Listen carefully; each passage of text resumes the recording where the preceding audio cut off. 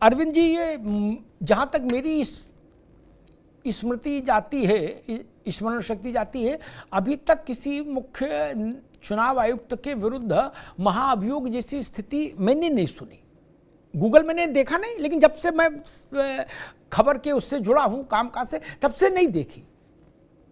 हम तो उम्मीद कर रहे थे कुछ मामला समाधान की ओर जाएगा, ये तो अभी लठ बज रहा था, अब तो ये और गंभीर युद्ध हो गया। अरे श्रीमती जी, कुछ तो सस्ता लो, बचत करो। नहीं श्रीमान जी, सब बढ़िया लो, रहने दीजिए। इसमें क्या खास बात है? थोड़े में ज्यादा स्वाद, यही तो है इसकी खास बात। वाह मामा, क्या स्वाद है। अरे मेरे राजा, राजा और मसाला।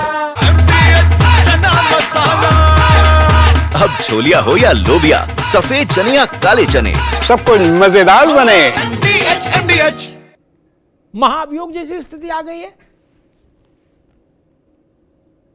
अमिताभ जी, समाधान पाने की यदि इच्छा हो तो समाधान निकल सकता है। उत्तर किसी को चाहिए तो उत्तर दिया जा सकता है, लेकिन प्रश्न इस आशय से पूछा जाए कि हमें कोई भी उत्तर मिले उसको स्वीकारना ही नहीं है, तो फिर उसका कोई भी उत्तर नहीं हो सकता है। देखिए, राहुल गांधी जी आरोप लगा रहे हैं वोट चोरी की, लोकतंत्र के उल्लंघन का और पता नहीं क्या क्या आरोप। मैं तो कहूंगा अमिताभ जी कि हाँ, इस देश में वोट चोरी हुई, और एक शेर के साथ बात शुरू करूंगा कि ये जब्र भी देखा है तारीख की नजर से, लम्हों ने खता की थी, सदियों ने सजा पाई। याद करिए वो डेट 1946, जब देश आजाद होने वाला था और कहा गया कि भारत का एक अंतरिम प्रधानमंत्री बनेगा, और उस समय प्रधानमंत्री वो बनता जो कांग्रेस का अध्यक्ष होता। कांग्रेस में वोटिंग हुई, 17 राज्य होते थे भारतवर्ष में, 17 में से 13 ने वोट दिया सरदार पटेल के पक्ष में और 3 ने वोट दिया पट्टाभी सीतारामैया के पक्ष में। लेकिन नेहरू गांधी परिवार में पहली बार वोट चोरी की और 0 वोट पाया व्यक्ति इस देश का प्रधानमंत्री बना। दूसरा, मैं बताता हूं कि कैसे चुनावी भ्रष्टाचार होते हैं, ये साक्ष्य के आधार पे। याद करिए 1975, जब श्रीमती इंदिरा गांधी का इलेक्शन, इलाहाबाद हाई कोर्ट ने कहा कि इसमें व्यभिचार हुआ है, इसमें मानक मापदंडों का पालन नहीं हुआ है, उसको इलाहाबाद हाई कोर्ट ने रद्द किया। और उसके बाद श्रीमती सोनिया गांधी का नाम लूंगा, 1983 में भारत की नागरिक बनी, लेकिन 1980 में 1 जनवरी 1980 में वोटर लिस्ट में उनका नाम जुड़ा। तो ये वोट चोरी का प्रत्यक्ष उदाहरण। राहुल गांधी जी को लगता है कि अपनी जितनी खामियां हैं यदि दूसरे पे आरोपित कर दिया जाए तो हम मुक्त हो जाएंगे और दूसरा उसके लिए जवाबदेह हो जाएगा। ये ऐसा होता नहीं है। जरा याद करिए, मैं 10 सेकेंड और दीजिएगा।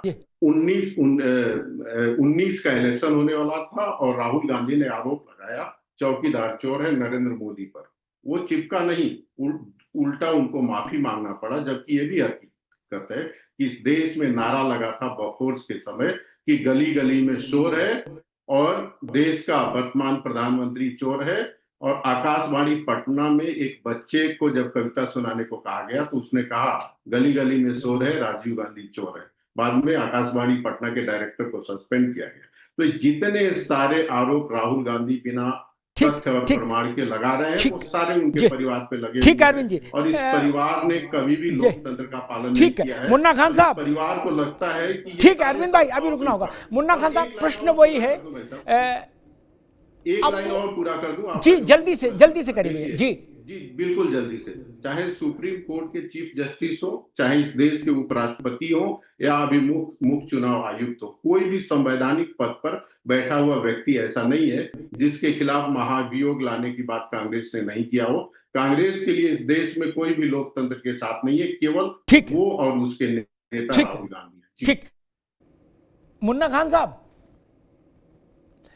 एक बात मेरे जहन में आ गई, बाकी जो अरविंद जी ने कहा वो आप जवाब देंगे। एक बात मेरे दिमाग में अचानक आ गई, बात बड़ी रोचक है जी। तो मैंने कहा कि आप मेरे मित्र हो, सलाह दे दूं। पत्तों में कहां दिमाग लगा रहे हो? महाअभियोग की प्रक्रिया भी बड़ी जटिल है, बड़ा बवाल है उसमें, हमने देखी प्रक्रिया। ठीक, रामास्वामी के खिलाफ जब महाअभियोग आया था नरसिंह राव के समय में, तो हमने देखा था कितना बवाल हुआ था, और होना जाना कुछ नहीं था। मैं एक सलाह देता हूं नरेंद्र मोदी के खिलाफ अविश्वास प्रस्ताव ले आओ ना, आपकी भी जान छूटे क्या? फिर लड्डू बांटो। कहां छुटर पुटर चक्कर में पड़े हो, इनके खिलाफ ये प्रस्ताव, उनके खिलाफ वो प्रस्ताव। नहीं मुन्ना भाई जी, मैं जवाब दे दूं? कहां छोटा मोटा खेल खेलने, सीधे ओलंपिक खेलो। नहीं, मैं शुरुआत करूंगा। हमारे मित्र राजनीतिक विश्लेषक कम और भारतीय जनता पार्टी के प्रवक्ता ज्यादा दिख रहे थे। इन्होंने कहा कि 1980 में सोनिया गांधी जी का नाम जोड़ा गया, 1983 में उनके भारतीयता की सदस्य मिली। तो मैं ये कहना चाहता हूं कि जो इनका नेशनल कैपिटल टेरिटरी जो ऑफ दिल्ली जो बना, ये इनकी जानकारी इनके पास नहीं है। ये व्हाट्सएप यूनिवर्सिटी से पढ़े हुए लोग हैं, जो मन में आ रहा है वही बोल रहे। सच्चाई ये है कि हम पूर्वांचल के लोग हैं। हमारे गांव में एक कहावत है कि राजा की जान एक तोते में बसा करता था। आज कहीं ना कहीं राहुल गांधी जी ने उस तोता के गिरेबान को पकड़ा है। अब तोता कौन है? और इतनी तेजी से पकड़ा है कि भारतीय जनता पार्टी के लोगों को और देश के प्रधानमंत्री, देश के गृह मंत्री को समझ में नहीं आया कि जिसके लिए उन्होंने अरब रुपया खर्च किए पप्पू बनाने में, आज पढ़ा लिखा व्यक्ति ये साबित कर रहा है कि मैं जाहिद नहीं हूँ। 1975 में हाईकोर्ट मैं ने फैसला पढ़ा दिया लिखा था कि हूँ। नहीं, इंदिरा गांधी के खिलाफ। मैं पढ़ा लिखा रहा। आप शांत रहिए, इनको शांत करवाइए, शांत रहिए। जी जी, आप बोलो, बीजेपी की बोलो बोलो बोलो बोलो भैया, शांत रहिए। हाँ। सवाल यह है कि आज ये साबित हो गया कि पढ़ा लिखा होता है। आज सवाल चुनाव आयोग से किया जा रहा है और तोते की तरह पट पट पट पट भारतीय जनता पार्टी के प्रवक्ता जवाब दे रहे। मैं ये कह रहा हूं कि आपने चोरी नहीं की, आप चोरी में शामिल नहीं हो, तो आओ ना मेरे साथ चलो, कांग्रेस पार्टी के साथ चलो। चुनाव आयोग को कहो कि हमने अपने दम पे चुनाव लड़ा है, आप निष्पक्ष चुनाव कराओ। अगर कोई आरोप लगा रहा है तो पहले आप उसके आरोप को जांच करो। तो ऐसा हो गया, अगर मैं थाने में एफआईआर कराने जाऊं तो बोलेगा पहले तुम सबूत दिखाओ, एफिडेविट दो कि तुम्हारे साथ वाकई गलत हुआ है, तुम्हारे साथ दुर्व्यवहार हुआ है। ये तो ऐसी बात होगी। दूसरी बात, चुनाव आयोग नहीं, भारतीय जनता पार्टी के नेताओं की तरह भाषण दे रहा था। कहीं ना कहीं लग रहा है वो भी टेलीप्रॉम्प्टर कान में लगाकर आया था और सारी बातें रिकॉर्डिंग की गई थी। एक बड़े न्यूज चैनल वाले के पत्रकार ने पूछा कि अगर कोई आरोप लगा रहा है और आप निष्पक्ष हो तो आप उनको जवाब दो। आप जवाब क्यों नहीं दे रहे हो? आप क्यों कह रहे हो कि हलफनामा देना होगा, नहीं तो 1 हफ्ते में कोई मान्य नहीं होगा, आपको देश से माफी मांगनी होगी? अरे शर्म तुम्हें आनी चाहिए। जी ठीक है मुन्ना भाई, आनी चाहिए और माफी तुम्हें मांगनी चाहिए। जी, बीजेपी के दलालों की तरह चुनाव आयोग काम कर रहा है, बीजेपी की भाषा बोल रहा है चुनाव आयोग। ठीक है मुन्ना भाई, अभी रुकना होगा। ठीक, अब रुकना होगा। मैं समाजवादी पार्टी के पास चलूंगा, कीर्ति निधि भाई के पास। मुन्ना जी अभी रुकना होगा भाई। अरे रुको महाराज, रुक जाओ। इस देश के इतिहास में बहुत सारे बदसूरत पन्ने भी हैं। जब डॉक्टर बाबा साहब अंबेडकर चुनाव लड़े तो उनको हराने के लिए 74,000 से ज्यादा वोट खारिज कर दिए गए ताकि भीमराव अंबेडकर हार जाएं। तब तो ज्ञानेश कुमार नहीं थे। रामपुर से पहली बार मौलाना अब्दुल कलाम आजाद कैसे जीते, मुझे बताने की जरूरत है। वो हार गए थे, फिर 20,000 से कैसे जीते सब जग जानता है, सब जगह उपलब्ध है साक्ष्य। मैंने 2 बड़े चेहरों की बात कही, बाकी छोटे को तो छोड़ ही दो। डॉक्टर अंबेडकर से बड़ा कौन चेहरा होगा? और बाद में अंबेडकर मेरे ख्याल से शायद पहले व्यक्ति होंगे, ये भी जानकारी कम लोगों की होगी, जिन्होंने 18 पन्नों की याचिका चुनाव आयोग को भेजी थी उस घपले घोटाले के खिलाफ। कुछ नहीं हुआ।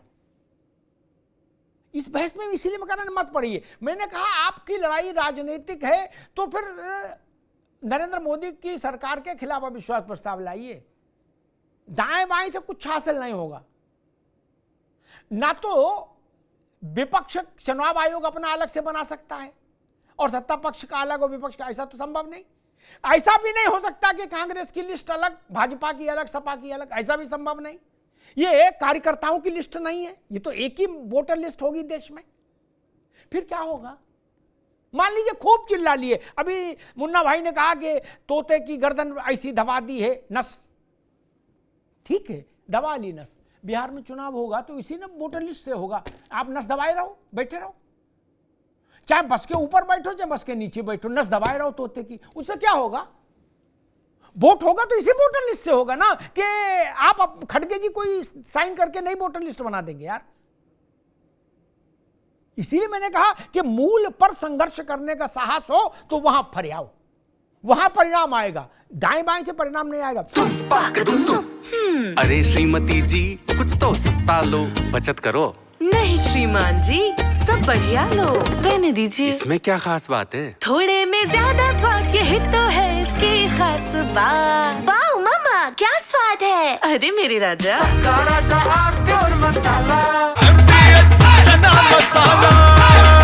अब छोलिया हो या लोबिया, सफेद चने या काले चने, सब कुछ मजेदार बने। MDH